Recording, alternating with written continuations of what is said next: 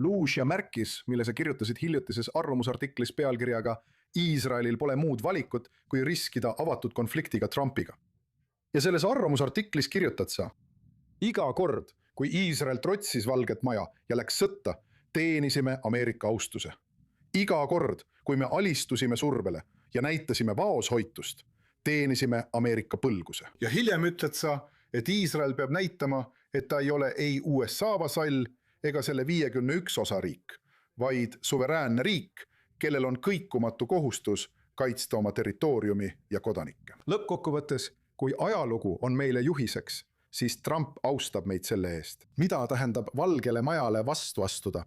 Rünnata Iraani ilma Ameerika heakskiidu, rohelise tule või koordineerimiseta? Mida tähendab see, kui öelda, et astuda vastu või riskida avaliku konfliktiga Trumpiga? Ma ei tea, kas me lähme kogu ajalukku, aga see, mida ma sinna kirjutasin, on faktuaalselt tõsi. Me läksime sõtta 1948, 1956 ja 1967 aastal. Ameerika Ühendriikide soovide vastaselt. Ja 1991 aastal, esimese lahe sõja ajal, andsime järele Ameerika survele ega läinud sõtta. Ja paljude operatsioonide ajal, mis meil olid Hezbollah vastu, kindlasti ka Hamasi vastu, ütlesid Ameerika Ühendriigid meile alati, et me lõpetaksime. Ameerika on käskinud meil lõpetada iga sõja ja iga operatsiooni, mis meil on olnud alates 1956 aastast.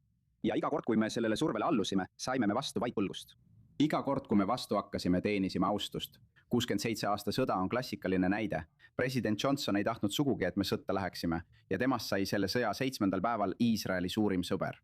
Mida tähendab siis nüüd, aasta 2026, Valgele Majale vastu hakata? Ma mõtlen, Valge Maja ütleb, et kui Hezbollah jätkab selle riigi põhjaosa elamiskõlbmatuks muutmist, ja olgem selles ausad, ma ei tea, kas sul on lapsi, aga kui Ariel... Mul on 2 väikest last. Okei, kas sa koliksid täna Matulasse? Ei, okei, selge, sellega on kõik öeldud.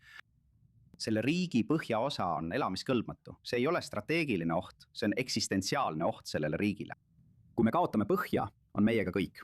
Ja Hezbollah saab sellest aru, sest Hezbollah raketid ulatuvad palju kaugemale kui Põhja-Galilea. Need ulatuvad Ashdodi, Ashkelonini ja nad võtavad selle teadmiseks. Seega on see eksistentsiaalne oht. Meil ei ole mingit manööverdamisruumi. Meil ei ole muud valikut, kui kaitsta põhjaosa. Nüüd, vastavalt vastastikuse mõistmise memorandumile toob see kindlasti kaasa vastasseisu Trumpi administratsiooniga. Ja nii ongi juhtunud. Väidetavalt, taaskord väidetavalt, kasutas president erinevaid roppusi, et karjuda Netanyahu peale, kuna ta jätkas Tahiehi Hezbollahi peakorteri pommitamist Beirutis. Sul ei ole valikut. Küsimus pole ainult Netanyahu poliitilises ellujäämises ja kui ta seda ei tee, kaotab ta kindlasti valimised. Aga see on selle riigi ellujäämine. Ja seega, jah, me peame seisma enda eest. Ja ma arvan, et lõpuks, kui me seisame enda eest ja ei allu sellisele survele, siis meid austatakse selle eest rohkem kui siis, kui me seda ei tee. Kas see tähendab siis Iraani pommitamist siis, kui Iisrael seda vajalikuks peab, hoolimata Washingtoni seisukohast?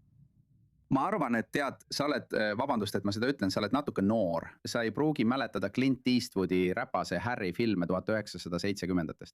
Ma teen neist. Tal oli kuulus lause, ta ütleb seda nagu pahale tegelasele. Ta ütleb, anna minna, vajuta päästikule. Anna mulle ainult põhjus. Anna mulle ainult põhjus. Ja ma ütlen seda iraanlastele. Olgu, kui Hezbollah jätkab rakettide tulistamist, droonide ja fiiberoptiliste droonide saatmist üle Galilea, mitte ainult meie vägede pihta, vaid Galilea suunas, siis pole meil muud võimalust kui jõuliselt vastata. Kui Iraan seejärel tulistab meie pihta rakette, siis on see meie võimalus teha asju, mida me sõja ajal ei teinud. Olgu, nii et sina. See kõlab piisavalt jõuliselt, olgu. Jah. Aga see, mida ma ütlen, ei ole poliitiline seisukoht. See pole isegi strateegiline analüüs, see on Iisraeli riigi tegelikkus. Nii et Iisraeli kaitsmine iga hinna eest.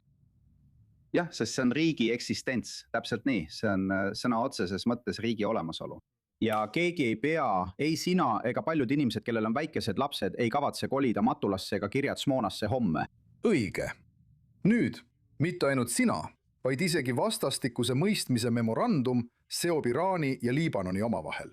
Ja ma tahan siin viia selleni, et põhimõtteliselt näeme Trumpi administratsiooni rääkimas 2 eri juttu. Üks on tee, mida juhib J.D. Vance Iraaniga peetavate läbirääkimiste ja vastastikuse mõistmise memorandumi kaudu, mis, nagu sa ütlesid selle esimeses lõigus, annab Teheranile sisuliselt lõpliku sõnaõiguse Liibanoni olukorra üle.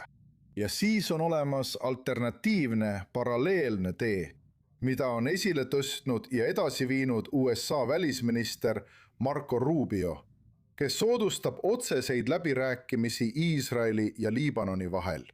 Esmalt Hezbollah relvitustamiseks ja hiljem võib-olla ka rahu saavutamiseks. Nii et minu küsimus on, ühelt poolt võib see tunduda ebajärjekindla strateegiana või teisest küljest see võib olla omamoodi trikk, et meelitada Iraani allkirjastama vastastikuse mõistmise memorandumit, öeldes, et siin on teil see seos Iraaniga. Aga tegelikult, kui jätkatakse alternatiivset teed Iisraeli ja Liibanoni vahel, siis saab minna tagasi iraanlaste juurde ja öelda, vaadake, need on 2 suveräänset riiki, kes on omavahel kokkuleppele jõudnud. Me ei saa lihtsalt oma tahet peale suruda. Ega ka teie ei saa oma tahet neile peale suruda. Me peame laskma sellel protsessil iseseisvalt edasi liikuda. Millist neist stsenaariumidest te näete? Või on vastus taas see, et strateegia puudub? Jah, vastus mõlemale on jah. Sa tahad üht või teist, tegelikult tahad mõlemat. Ja on strateegia. Ja on strateegia. See on klassika. See on klassikaline Donald Trump. See on klassika. See hoiab kõiki täielikus ebakindluses, keegi ei tea, kuhu ta suundub. Kas ta toetab J.D. Vance'i teed, kas ta toetab Rubio teed. Ja kõik on segaduses. Ja tead, selles on teatud eelis. Ma mõtlen, et aastaid olen ma kritiseerinud Iisraeli kaitsepoliitikat, sest me muutusime täiesti liiga etteaimatavaks. Ja Donald Trump on tavaliselt ettearvamatu. Olgu. Meie Iisraelis peame end igaks stsenaariumiks ette valmistama. See on meie suveräänne vastutus. Võtame stsenaariumi, kus Ameerika Ühendriigid ja Iraan sõlmivad tegelikult kokkuleppe vastavalt vastastikuse mõistmise memorandumile. See on väga ebatõenäoline, aga me peame selleks stsenaariumiks valmistuma, kus Iraan saab 10 ja 10 miljardeid dollareid ja te teate, kuhu see raha läheb.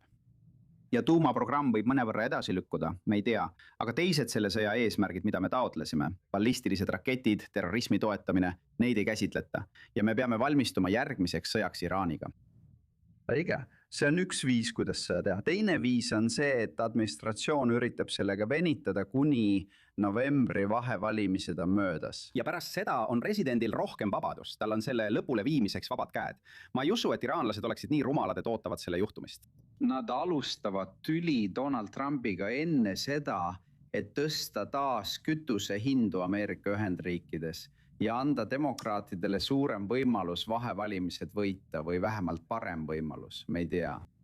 See on see, mida me teame, eks. Mida me teame on see, et see kokkulepe Liibanoniga tunnustab Iisraeli kaitseväe kohalolekut riigi lõunaosas, ei nõua tagasitõmbumist ja tunnustab meie vajadusi. Pool pole isegi selles sees, ja. See on lihtsalt suurepärane. Ei, see on tohutu saavutus ja tunnustab, meil on õigus ja kohustus end kaitsta Hezbollah vastu ning kutsub, tead küll, loodetavasti kutsub üles Hezbollah relvitustamisele. Nüüd, see kõik on hea, aga päeva lõpuks viib tee Beirutisse läbi Teherani, Islamabadi ja Doha.